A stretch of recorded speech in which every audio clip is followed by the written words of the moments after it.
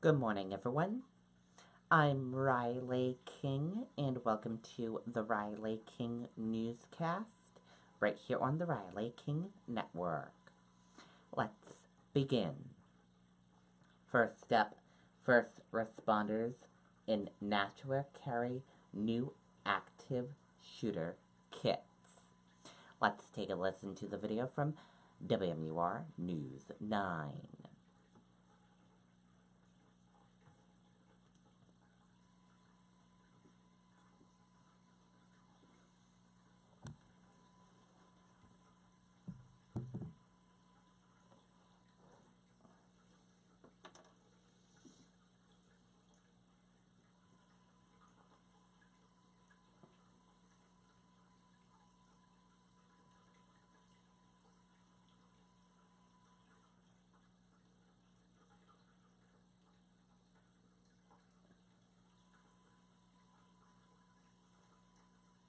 As police officers rushed to secure the scene at Marjorie Stoneham Douglas High School, firefighters and EMTs were following right behind, attending to the injured. It's extremely high stress. Chris Stawas, AMR's regional director for New Hampshire, says the level of urgency significantly jumps when any first responder is called to an active shooter scene. The most important piece of these active shooter events, which are generally over very quickly, is to get inside and rescue anybody who still has an opportunity to be saved. Stawas says weapons used in these situations typically cause more damage than gunshot wounds they're used to dealing with. Typical gunfire from a 22 or something is a very small hole. Some of these things are massive destruction to the human body. Which is why his team is now receiving some extra backup from these active shooter kits. They are made up of equipment specifically needed in a mass casualty event, including blood clotting material, tourniquets, and portable stretchers. This is a kit where we can deploy it really quickly, throw it into a scene, and if there's multiple casualties, you can use that kit as your primary source of equipment to go out and save these people. 4 ambulances carry the bags. There are also 6 fire companies in Nashua that have them, and the police department also carries similar equipment. Unfortunately, these events are becoming far too common, and we want to be prepared in the city to respond to them if they do happen here. And now these kits are actually funded through grants. AMR also teams up with both police and fire to hold active shooter drills throughout the year. We're live here in Nashua tonight. I'm Tim Callery, WMUR News 9. Okay, and there you go on that video and that report.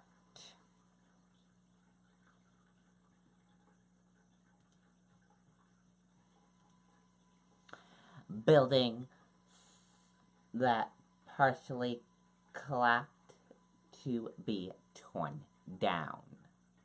Let's take a listen to the video from WCVB Boston.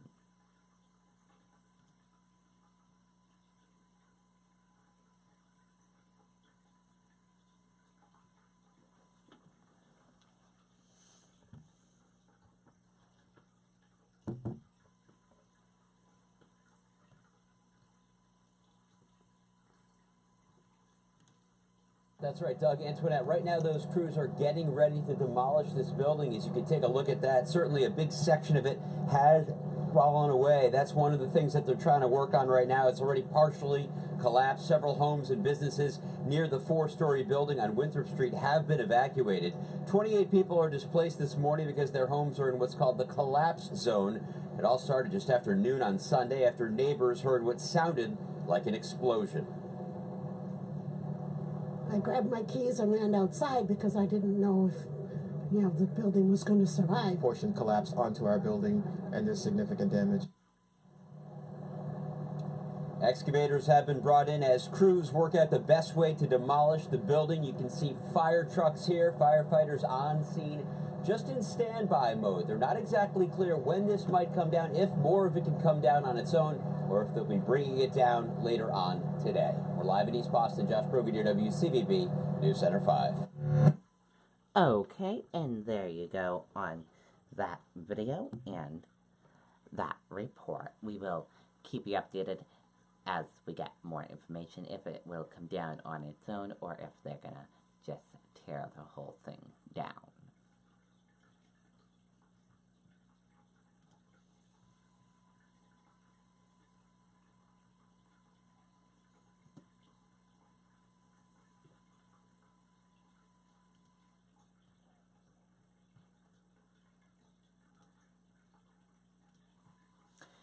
Snowmobile crash kills father and 10-year-old son.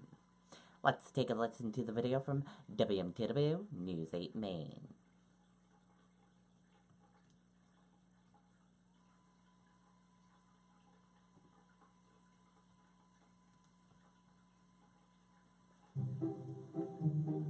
Oh, you don't look so hot. Rough night? Ugh. Oh, well, actually that's the problem. You're on antibiotics. Antibiotics can kill the good bacteria as well as the bad, and that's bad news for your tummy, unless you use Florastor. Unlike many other probiotics, it's naturally resistant to antibiotics and protects the good bacteria in your body. So, take some Florastor. Doctors, well, my orders. Be biotic, and drink plenty of fluids. The 2018 total of Maine snowmobile fatalities more than doubled this weekend. The latest victims, a 10-year-old boy and his father in Herman. Game wardens say 33-year-old Jason Tracy and his son were killed around 1 a.m. this morning after crashing into a tree at the edge of a field. The 10-year-old was wearing a helmet at the time of the crash, but his father was not. The investigation is still ongoing, but officials say speed and alcohol appear to have been contributing factors. Okay, and there you go on that video and that report.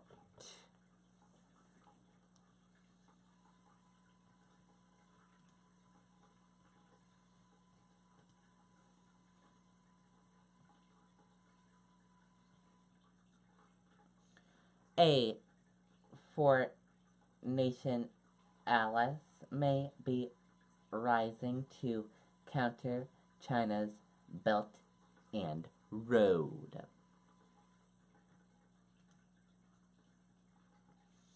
Four countries, the US, Japan, India, and Australia, could join forces to set up an alternative to China's Belt and Road Initiative in an attempt to counter Beijing's growing influence, the Australian Financial Review reported Sunday.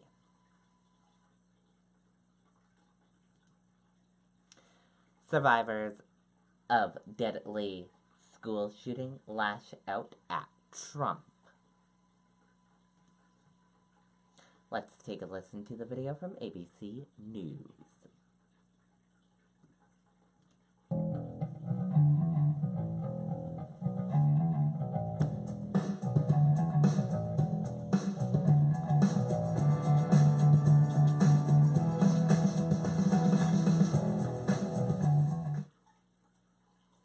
Survivors of that school shooting turning their grief and anger into a call to action, including a march on Washington for stricter gun laws. Students leading emotionally charged rallies this weekend, delivering powerful statements to President Trump and to Congress. The White House today revealing the president will host a listening session with students on Wednesday. Here's ABC's Victor Okendo.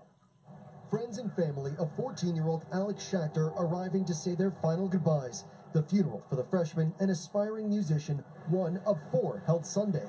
While the community mourns, the survivors from Stoneman Douglas demanding change. They say that tougher gun laws do not decrease gun violence. We call BS. Enough is enough. An outcry for action. People are just dying around the nation constantly from gun violence. So much of it could be prevented if our government and our legislators listen to our voices. It's the time to unite. The student-led group called Never Again now planning a trip to Tallahassee to meet with state lawmakers face-to-face. We will combat them, then do whatever it takes to change the way that our state runs and eventually the nation. 100 students heading to Florida's capital Tuesday, ensuring they'll have a voice in every meeting. What are some of the bills, if you could talk to them, since you mentioned that, specifically that you're looking to get changed to? Well, we're definitely focusing on the assault rifle bill and the high-capacity magazines, but we're also focusing on the mental health. The movement now expanding well beyond Florida. March 24th, in every single city, we are going to be marching together as students begging for our lives. These students from Stoneman Douglas telling Martha Raddatz they'll be demonstrating in Washington, D.C. in March with others from around the country, hoping to get attention and compassion from both sides of the aisle. Democrats and Republicans both have children, so they both should be able to understand understand what it would be like to lose their children, and they both should come to a compromise and have compassion for these people. Students, they're demanding action, and Victor joins us live now from the Growing Memorial in Parkland again tonight. Victor, it sounds like the students' words are getting through to Washington. Tom, the White House says the president is planning on meeting with high school students on Wednesday. He will host what they're calling a listening session. Then on Thursday, he is set to meet with state and local officials about school safety. Tom? Victor Okendo for us tonight. Victor, thank you. Okay, and there you go on that video and that report.